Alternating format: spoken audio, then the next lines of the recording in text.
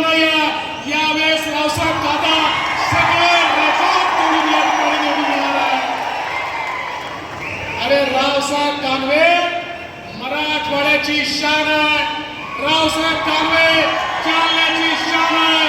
रावसाहेब दानवे हे खऱ्या अर्थानं शेतकऱ्याचे शेतमजुराचे प्रतिनिधी आहे. रावसाहेब दानवे हे सामान्य माणसाचे प्रतिनिधी आहे. आणि या ठिकाणी सर्वांना आपलंसं करून घेण्याचा गुण हा रावसाहेब पाटलांमध्ये या ठिकाणी आहे.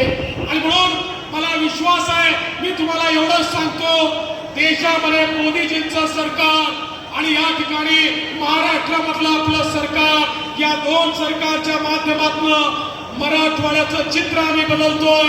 मी मागच्या काळात सांगायचो, समृद्धी हायवे झाला की जालना आणि संभाजीनगर हेच महाराष्ट्राचं या ठिकाणी उद्योगाचं मॅग्नेट होणार आहे. आणि आता ते खरं होताना आपल्याला पाहायला मिळत आहे. मोठ्या प्रमाणात या समृद्धी महामार्गामुळे जालन्याचं चित्र बदलत आहे. आणि त्यासोबत येत्या काळामध्ये तिसऱ्यांदा मोदीजी निवडून आल्यानंतर या मराठवाड्यामध्ये आपलं पश्चिमी वाहिन्यांचं वाहून जाणारं पाणी आणून आम्ही मराठवाड्याला कायमचं दुष्काळ मुक्त करू, हा विश्वास मी तुम्हाला देतो. मराठवाड्यामध्ये वॉटर ग्रीड असेल, मराठवाड्यामध्ये रस्त्यांचं जाळं असेल, या सगळ्या तुमचा आशीर्वाद हा रावसाहेब पाटलांना मिळाला पाहिजे. रावसाहेब पाटलांच्या कमळाचं बटन दाबलं की दुहेरी लाभ आहे.